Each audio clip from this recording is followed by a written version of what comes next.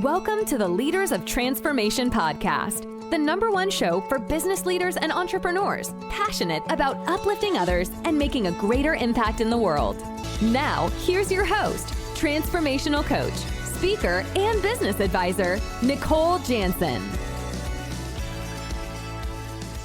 How is the Goodwill Excel Center in Baltimore bringing hope to their community? Our guest today is Lisa Rusyniak, and she is the president and CEO of Goodwill Industries for the Chesapeake Inc. in Baltimore. And she has served with the organization for over 25 years and oversees all the different aspects of the organization.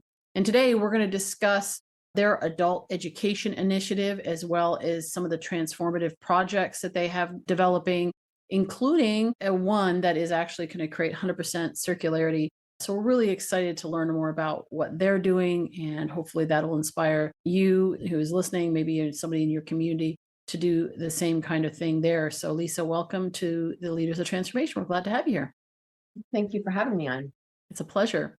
And congratulations on the launch of your new center. That is amazing. I know it's been a number of months now, probably just kind of settling into it. But actually, before we go into it any further, I do want to do a shout out to Shannon at On the Mark Media. I always like to thank those that are supporting the show. And certainly they have sent us some wonderful guests. And so thank you, Shannon, for making this introduction. But yeah, tell us a little bit more about the Goodwill Excel Center and what you're doing there, what the vision is. Yeah, so thank you. Goodwill Industries, a lot of people don't know really what our mission is. They know about our stores, they know to donate, but they don't really know where the money goes and what it funds. And what it does is it funds our job training and placement programs. And our mission is to end poverty and help people get back on their feet and gain their independence through employment. And over the years, we track what kind of barriers people are facing when they go out to the job market. And we help people who are coming out of the prison system, coming out of public assistance, really anybody who's been displaced or needs training. We tend to focus on the hardest to serve populations who've just been disconnected from the job market and need help accessing it. So years ago, we started tracking some of the barriers to employment. And believe it or not, literacy is #1. Not even having a criminal background is difficult to help people get jobs, but it's really literacy. And so many years before that, the Goodwill in central Indiana, and I should say there are 154 Goodwills across the United States, and we're one of them. We have Baltimore City, metropolitan region, and the Eastern Shore. The Goodwill in Indiana started this center called the Excel Center, and it's really to provide adults with the opportunity to support and earn a high school diploma, begin a post-secondary education, and access all the training programs that lead to career pathways in the sectors that the local economy needs, that offer employment and middle-skilled jobs. And I say middle-skilled jobs because those are not just entry-level jobs. Those are jobs that require some kind of certification or credential. And that's where we're really seeking to get people into those middle skill jobs. Part of what we do to ensure people are successful is that we provide job readiness training. So we teach people kind of the things that we all take for granted: to get up in the morning, report to work on time, work nicely with your coworkers, how to dress, how to work in teams. So those soft skills. And then they can move on to their skills training, which can be in the building trades. We do a pre-apprenticeship program. We do healthcare for certified nursing assistants and geriatric certified nursing assistants. We have retail management and also pharmacy technician training with CVS drugstores, but we provide technicians for all drugstores and hospitals as well. And we partner with the community college for any additional trainings that we don't provide. And so this Excel Center is really an accelerated program for people who dropped out of high school for whatever reason. And you can be in the Excel Center for up to 2 years to gain those credits. And it's not a GED, it's an actual high school diploma. The GED is a little different than a high school diploma because for the GED, it's a series of tests that you have to take. I think there are 7 in total, and you have to sit all in one day for all those tests. This is more comprehensive, more of what we all probably remember years ago. They're in classes they're taking, English, math, science, even healthcare classes. So what's really unique about it is we have a drop-in daycare center. So for kids that are under 3, the students can leave their children in the daycare center and then go to school, go to their classes. And then during lunch or during breaks, they can go down and see their children and see how they're doing. So it really is comprehensive in that anybody who's coming to Goodwill that needs all those services can get all of them, or it could be a menu. They can do the Excel Center and get their diploma, or you can just do training, whichever. But one of the things that we know is that when people have a high school diploma, that the students see about a 39% increase in their wages with a high school diploma versus those without. And so that's really important. Again, another step to get to those middle scale jobs. Last year at the Excel Center, all the Excel Centers across the country, and I think they're now in 8 states, graduated 1,500 students, and 70% of them had an industry certification at the end, or they were working on dual college credits. So it really is a robust program for people who really need a fresh start and want to become independent. Fantastic. I love that. And how do they find out about this program? Is this through you connecting to other employment agencies, or do they come directly to you? No, they come directly to us. And so far, it has been like the words out there spreading like wildfire. We have 185 students. We can take up to 150 right now. So we are oversubscribed, but that's a good thing. And we also have a waiting list, and that's partly because of the daycare center, the drop-in daycare center. So the demand is there. And like I said, it's really one of those tools that we see that are greatly needed in Baltimore City and frankly around the country. We're seeing lots of Goodwills open Excel centers. So it's really a proven model. Notre Dame comes in and does a comprehensive review of all the outcomes of the program. So it's tried and true and scientifically verified. I love that. Well, and I think this is really important. That's why I wanted to have you talking about what you're doing, because a lot of times when we give our, donate our items to the Goodwill, we don't really see where it's going. And, it's like, okay, so you're taking these items that we've donated and you're going to put them in your store and you're going to sell it. And then what? And so I've given a lot of items over the years to Goodwill, and I had no idea what was really behind it. So this is great. What's interesting is that I think you launched like in the fall, so what, October, I think it was. And now, even just a few months later, by the time this is released, it'll be like maybe 6 months later from when you started, and you're already over capacity. And so that just speaks to how important this is and how valuable the community sees it. Now, how do you handle that from your perspective? Because it's like you just opened and you're full. So we have rated funding in our state. Lots of states are giving funding to the Goodwill directly to run the whole school, and they're getting per pupil funding.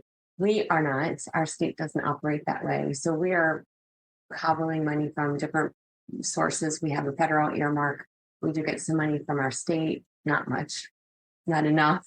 And then of course we, have donations that come in from the public. So at this point, we're rating the funding to prove the model. And I think once we prove the model to the state, we'll be able to get more funding. And obviously, adult education is on the minds of everyone these days as people navigate this kind of new economy that we're in. If you don't know how to use the computer, I don't know what you would do, but we teach people how to do that and, use the internet and, do job searches and fill out, applications, put a resume together. So we do all those things to prepare people. Yeah. Out of curiosity, and you may not have these numbers offhand, but how much does it cost to set up one of these centers and then run it ongoing? Yeah, it's about $2.5 million a year to run our school that goes up to 150 students. Technically, we can go up to 300 in a school. and it would just be an incremental cost. It's really funding the teacher salaries and having the space for classrooms. Those are the two biggest expenses for the school. So I'd love to hear about these social enterprise initiatives that you've got going on. You shared a little bit about it when we talked before, and that is so exciting to see. And then, of course, that's going to help fund the school and the growth of the school and all that, but also giving the students an opportunity to be part of something where they can maybe get jobs, but they can also like learn skills as well. So talk a little bit about that. Yeah. So my neighbor in Goodwill is in Washington and Delaware, and the Baltimore Goodwill came together. The three CEOs, funny, we're all women. We came together during COVID, and literally we said, let's go eat lunch. We were just starting to come out of it, and things were starting to reopen. And we were talking about our trash bills, and the cycle of when something gets donated goes like this. So if it doesn't have any rips, tears, stains, we put it in the store for sale. If it doesn't sell after 3 weeks, pull it off the floor and we send it to our outlet where we sell everything by the pound. Does it sell in our outlet? Then we sell it for salvage. And salvage is like a commodity that the prices go up and down. We don't have any control over it.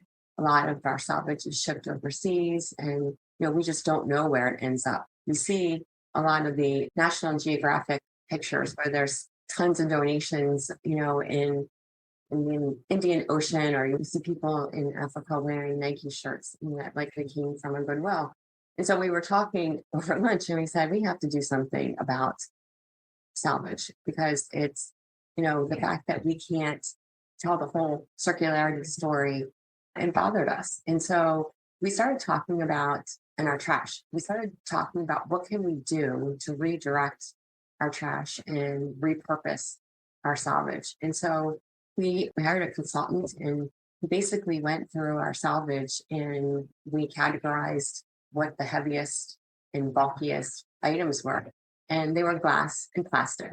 And so what we did was we started doing some studying around, what do people need broken glass for? Because a lot of times when people donate stuff, they're donating it in boxes, and then they could be cracked or broken in the process, and then they're unsaleable. And it costs a lot of money to take that fill, and that's not something that we want to do anyway, not to mention the cost. We learned about a glass crusher machine that will implode glass, and depending on the type of filter you use, you can pulverize it down to sand.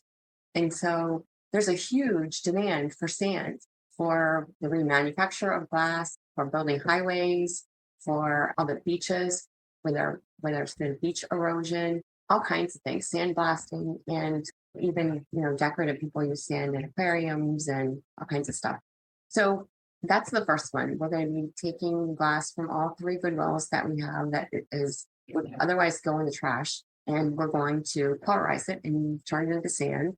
And we've already been contacted by one of the states that they want to use it to replenish a beach where, believe it or not, horseshoe crabs reproduce.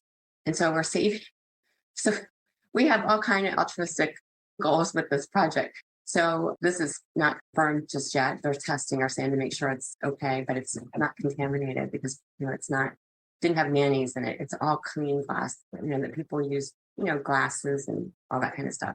And so looks like we're going to be rebuilding a beach in another state to replenish the sand. And that's incredible. And so that's going to launch later this year. We're about to get our machine delivered. And then the second business is a plastic shredding business. So all the Tupperware that doesn't sell, all the plastic stuff that we get donated, even stuff like big wheels. Remember big wheels when we were little, hard plastics like that? We can put them into a machine and it will create shavings, and that can be used for the reproduction of something else plastic. So, for example, Home Depot uses shredded plastic to make those buckets that you see in the stores. And there's all kinds of uses to, repurpose shredded plastic, because as it melts, you can create something else. Pallets, another example. So there's lots of different ways that we can turn trash into treasure for not only our school, but all of our programs at Goodwill.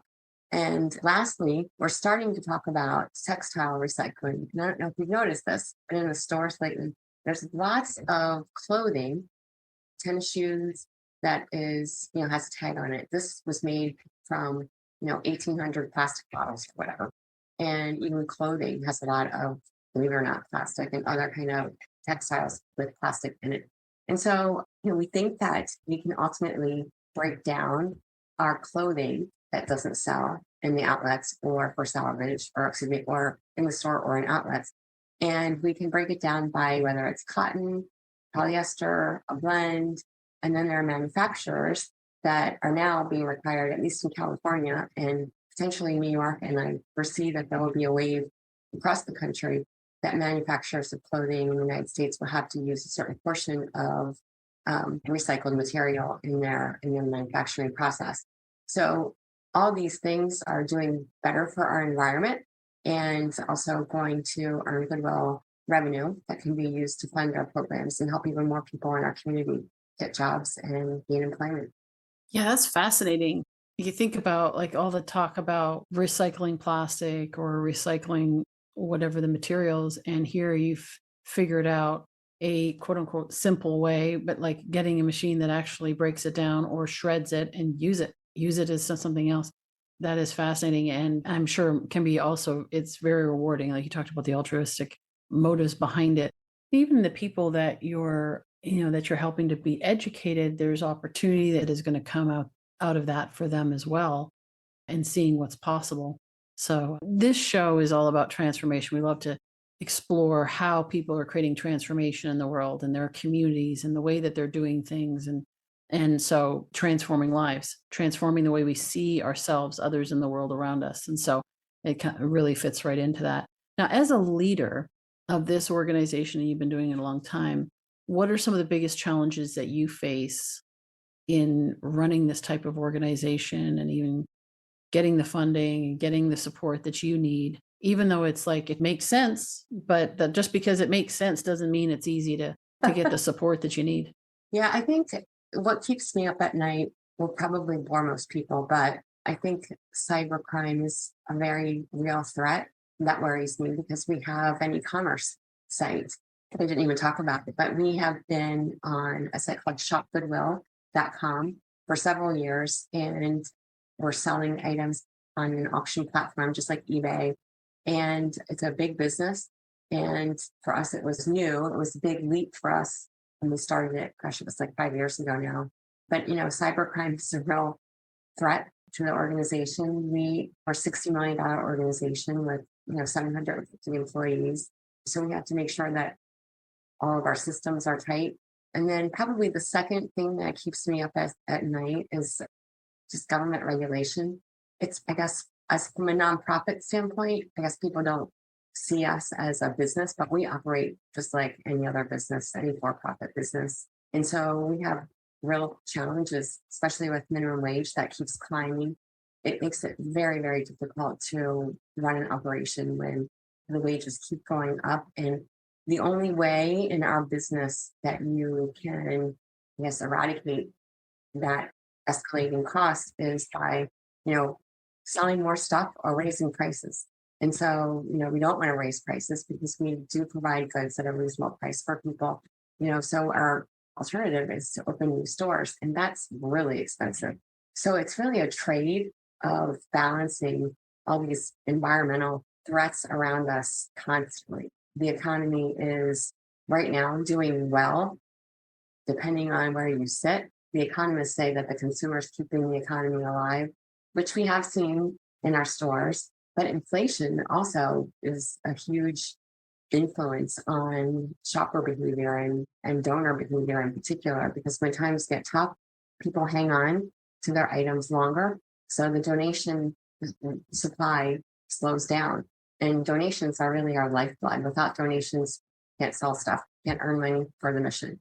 We have the saying in our office, no money, no mission. So these factors weigh heavily on a lot of, not just mine, but a lot of CEOs, and trying to balance all of that and be a great employer is just all one big challenge. The challenges get offset by the reward of being in this organization for 26 7 years 2 weeks ago, and just different ideas and different programs that we started to help the community.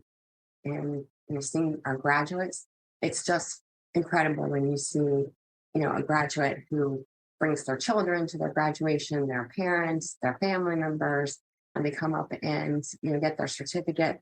It's just the most rewarding thing in the world, truly. Yeah. So is this with the social enterprise and what you're doing? And obviously, what you just talked about, even the families themselves, they get to celebrate and have hope for the future. Is that your legacy, or there's something that you're still working towards in terms of a future vision, what you want to create?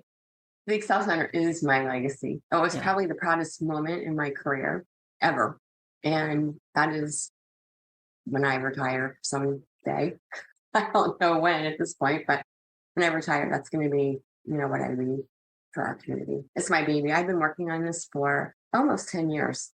I had to get Wow. legislation passed first in Maryland because there wasn't any vehicle like this. There wasn't an adult high school.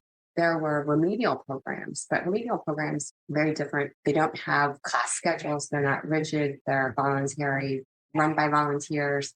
Our school is a real school. It's an official school now recognized by the state, and we can proctor Maryland high school exam.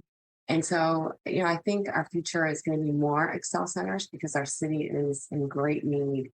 Obviously, the overwhelming enrollment that we've had in the calls and the emails and just social media just has blown up over our school. People not even in our territory want to come. So it's been quite incredible. And I think, you mentioned something about hope. I think one of the residual outcomes of opening the school is that we were talking about families is, I don't know about other people. I was raised by a single mom who I watched my mom get up and go to work every day. Hardly ever called in sick. She worked 2 jobs when I was in college. And so you get kind of this work ethic. And when you think about, where you were then and then where you are now, I think one of the single biggest factors in anyone's success is having role models that you can look up to. And I think when the graduates of our school, come home from going to class and they're doing their homework, guess what? Their kids are there. They're doing their homework too. And that's setting up a role model. And then they're going to get a job and, the cycle continues. And so we're really helping the whole family while we're doing this. And we had a grandmother and a daughter enroll at the same time. It's just amazing the impact that this school is having. Oh, that's amazing. Well, you're breaking generational patterns. Exactly. And That's powerful. eliminating poverty, that's our goal. That's Yeah. our vision for the future. Probably never attainable completely, but we can certainly eradicate a lot by helping people get connected to jobs. And certainly there are lots of opportunities. Yeah. There's another organization that I got connected with, and, they did some study around, okay, so here are all the societal issues. And really it comes down to poverty leads to unemployment, leads to this, and leads to the domestic violence and the mental health and all the things.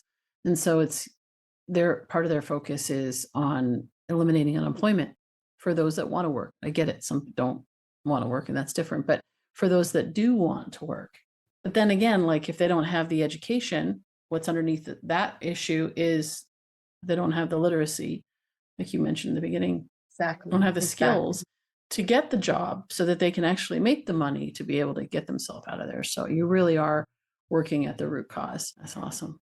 Well, Lisa, thank you so much. I appreciate you taking a few minutes out of your busy day to come and talk to us and share a little bit about what you're doing. I do hope that it inspires people to say, wow, if they can do that, what can we do here? And maybe even pushing for it in their local community and saying, hey, we want one of these Excel centers in our community as well. So your website, so it's Goodwill Ches, so CHES.org. That's where they go to get the information on everything, right? Yes, exactly. And don't forget, they can go on Shop Goodwill /MD. That's our Shop Goodwill site. So there's lots of good stuff on there, really good stuff. my director of e-commerce, every time there's something really nice, like, I mean, we get diamond rings, artwork. I mean, Wow. you just never know what you're going to find at Goodwill online or in the store. Wow. All right. Well, have to definitely check that out. All the shoppers out there. I'll be like, diamond rings? Wait, what? That's awesome. Lisa, again, thank you so much for all that you're doing. And thank you to your team as well. And thank you to all our listeners and viewers out there. Thank you for tuning in today. I hope this has inspired you. I always say that leaders of transformation take action. Nothing happens until you actually take action. So as you're inspired, maybe you're thinking about some ideas, or maybe you know somebody who could use this kind of service, or maybe you have an organization and you're thinking about, hey, what can we do as a social enterprise to fund our initiative? Whatever those ideas are, don't just put them on a notepad and off in the corner. Do something with them today, because it's when we start to apply what we learn that transformation begins to happen. So I encourage you to do that. We'd love to hear your stories. You can go on leadersoftransformation.com, find us there, reach out to us. Of course, we're all on social as well. And thanks again for tuning in. We look forward to seeing you next week on another episode of the Leaders of Transformation. Have a good one. Thank you for listening to the Leaders of Transformation podcast with Nicole Jansen. If you're enjoying the show, please click the follow or subscribe button and leave a rating and review wherever you listen to your podcasts. And remember to join us on social and get connected. Together, we can make this world a better place for everyone. We'll see you next time.